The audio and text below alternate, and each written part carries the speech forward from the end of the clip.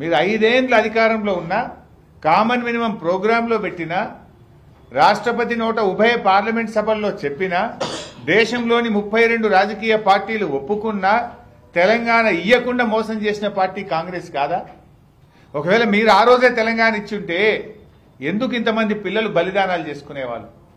ఎందుకు ఇన్ని చావులకు కారణం కాంగ్రెస్ పార్టీ కాదా? ఈ చావులకు కారణం ఇచ్చిన మాట ప్రకారంగా 2004 నుంచి 9 దాకా మీరు అధికారంలో ఉన్నారు. దేశ రాజకీయ వ్యవస్థ ఒప్పుకున్నది. మీరు ప్రజలకు మాట ఇచ్చారు. టీఆర్ఎస్తో పొత్తు పెట్టుకొని తెలంగాణ ఇవ్వకుండా దీన్ని ఎగబెట్టింది కాంగ్రెస్ కాదా? చివరికి మళ్ళీ కేసీఆర్ గారు అయితే నా శవయాత్ర లేకపోతే తెలంగాణ జైత్రయాత్ర అని ఆయన బయలుదేరినాడు. ఆమరణ నిరాహార దీక్ష ప్రకటించిండు కేసీఆర్ చచ్చుడో తెలంగాణ వచ్చుడో అనేటువంటి నినాదంతో ఆమరణ నిరాహార దీక్షకు కూర్చున్నాడు కేసీఆర్.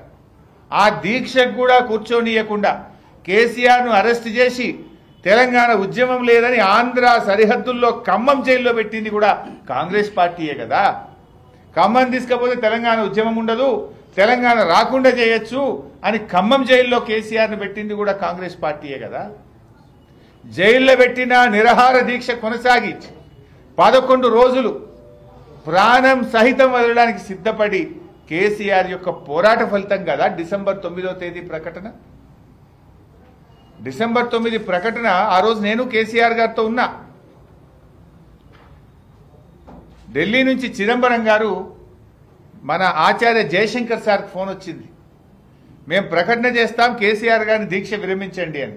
ఉత్తుత ప్రకటన అయితే ఒప్పుకోము, తెలంగాణ రాష్ట్ర ఏర్పాటు ప్రక్రియ ప్రారంభమైంది అని చెప్తేనే దీక్ష విరమిస్తా అన్నాడు కేసీఆర్.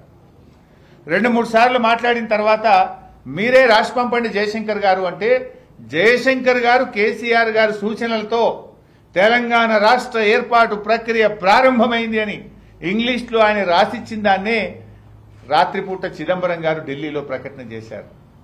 మరి ఇప్పుడు తెలంగాణ తెచ్చింది కేసీఆరా ఇంకెవరో సానుభూతితో ఇచ్చిండ్రా? నవంబర్ 29 లేకపోతే డిసెంబర్ 9 ప్రకటన లేదు. డిసెంబర్ 9 ప్రకటన లేకపోతే జూన్ 2వ తేదీ తెలంగాణ రాష్ట్రం ఏర్పడదు.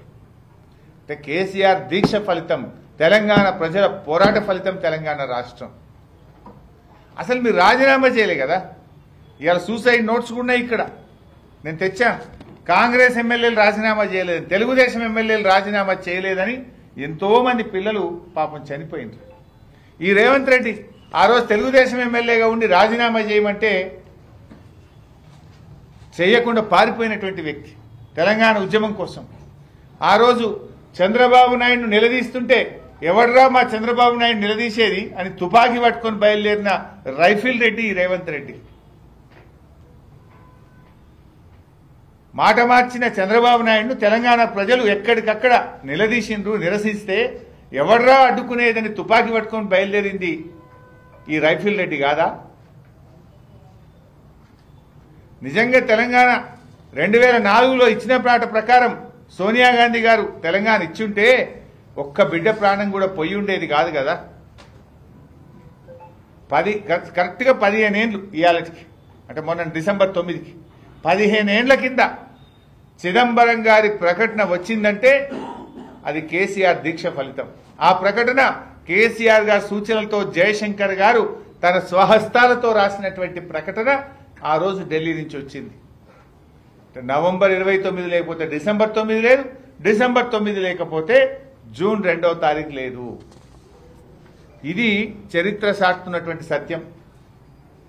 ఈ సత్యాన్ని ఏమార్చాలని వెకిలి మకిలి ప్రయత్నం చేస్తా ఉన్నారు. ఏదో సోనియా గాంధీ గారు దయతలిచి తెలంగాణ ఇచ్చిందట. దయతలిచి తెలంగాణ ఇచ్చేది ఉంటే కాంగ్రెస్ పార్టీ అసలు తెలంగాణను ఆంధ్రలో కలపది. కలిపిన 69 ఉద్యమంలో ప్రజల తీర్పును అనుసరించి అప్పుడే తెలంగాణ ఇచ్చేది ఉండే. పోనీ 2004లో పొత్తు పెట్టుకున్నప్పుడన్నా తెలంగాణ ఇచ్చేది ఉండే. ఎప్పుడు ఇచ్చిండు మీరు? కేసీఆర్ దీక్ష చేసి విద్యార్థులు, ప్రజలు, సమస్త తెలంగాణ 3 కోటి ప్రజలు రోడ్ల మీదకి వస్తే ఇంకా తప్పని పరిస్థితుల్లో ఇచ్చింది. దీని ఎట్లా ఉందంటే సోనియా గాంధీ గారు దయతలిచి ఇచ్చింది అని రేవంత్ రెడ్డి మాట్లాడే మాటలు వింటే నాకు ఒకటి గుర్తొస్తా ఉంది. ఇక నెహ్రూ గారు, గాంధీ గారు స్వాతంత్రం కోసం పోరాటం చేయలేదు. బ్రిటిష్ వాళ్ళు దయతలచి పోతూ పోతూ బ్రిటిష్ పార్లమెంట్లో బిల్లు పెట్టి ఇచ్చింది అన్నట్టు ఉన్నది రేవంత్ రెడ్డి చెప్పే మాటలు. ఇక నెహ్రూ గాంధీ పోరాటం లేకపోతేనే స్వాతంత్రం వచ్చిందా మన దేశానికి? బ్రిటిష్ వాడు దయ తెలిసి గిట్ట స్వాతంత్రం ఇచ్చిపోయిందా? ఇక్కడ కూడా కేసీఆర్ పోరాట ఫలితం, తెలంగాణ ప్రజల పోరాట ఫలితం తెలంగాణ రాష్ట్రం వచ్చింది తప్ప ఎవరో దయ తెలిసి తెలంగాణ ఇవ్వలేదనేటువంటి విషయాన్ని వారు గుర్తుపెట్టుకుంటే మంచిది. అసలు తెలంగాణ కోసం రేవంత్ రెడ్డి ఒక్కనాడన్నా నువ్వు రాజీనామా చేసినావా? జై తెలంగాణ అన్నవా? అదే అప్పుడు జేఏసీ చైర్మన్గా ఉన్న కోదండరామ్ గారు అందరు ఎమ్మెల్యేలు రాజీనామా చేయాలంటే వెన్ను చూపి పారిపోయిన చరిత్ర రేవంత్ రెడ్డిది.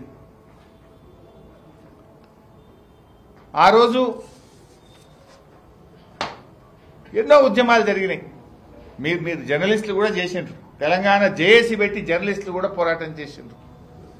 వంట వార్పులో రేవంత్ రెడ్డి లేడు, రహదారుల దిగ్బంధంలో లేడు, రైలు రోకోలో లేడు, మిలియన్ మార్చ్లో లేడు, సకల జనుల సమ్మెలో లేవు, సాగర హారంలో లేవు. ఎన్నడన్నా ఒక్కనన్నా ఉద్యమంలో పాల్గొన్నావు?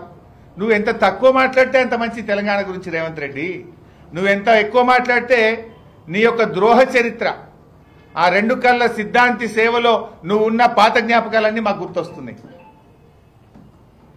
అసలు తెలంగాణ గురించి మాట్లాడే నైతిక హక్కే రేవంత్ రెడ్డికి లేదు. ఏం చేసినావు నువ్వు తెలంగాణ ఉద్యమం కోసం? ఒక్క కేసైనా ఉన్నది అని మీద? మా మీద 350 కేసులు ఉండే ఆ రోజు. 350 కేసులు ఉండే మా మీద. అరెస్ట్ అయ్యి జైళ్ళల్లో ఉన్నాం మేము ఆ రోజు.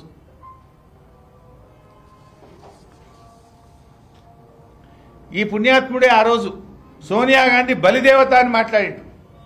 సోనియా గాంధీ ఆలస్యం చేయడం వల్లనే తెలంగాణలో వందలాది మంది పిల్లలు చనిపోయిందని మాట్లాడిన రేవంత్ రెడ్డి ఇవాళ అదే నోటితో సోనియా గాంధీని దేవత అంటున్నాడు. ఉద్యమానికి అడుగడుగున వెన్నుపోటు పొడిచి ఇప్పుడు నువ్వు తెలంగాణ ఉద్యమం గురించి చెప్తే ఇంతకంటే దౌర్భాగ్యం ఇంకోటి ఏముండదు. ఏదో అధికారం ఉంది కదా అని చెప్పి మిడిసిపాటుతో నువ్వు చెప్పిందే చరిత్ర అవుతుంది అనుకుంటున్నావు. కానీ నువ్వు వక్రీకరించినంత మాత్రాన చరిత్ర మారిపోదు. ఎప్పటికైనా నీ ద్రోహ చరిత్ర మలిగిపోదు. తెలంగాణ సాధకుడిగా కేసీఆర్కు ఉన్న కీర్తి తొలగిపోదు. ఈ విషయం రేవంత్ రెడ్డి గారు గుర్తుపెట్టుకోవాలి. నువ్వేదో తెలంగాణ తల్లి విగ్రహాన్ని మార్చి ఇక దాన్ని ఇనాగ్రేషన్ చేసి తెలంగాణ మేమే తెచ్చినాం మేమే చేసినామని మాట్లాడితే ప్రజలంత అమాయకులు కాదు కదా. ప్రజలు పోరాడి సాధించుకున్న తెలంగాణ ఇది. కేసీఆర్ గారి నాయకత్వంలో ప్రజలు పోరాడి సాధించిన తెలంగాణ ఈ తెలంగాణ.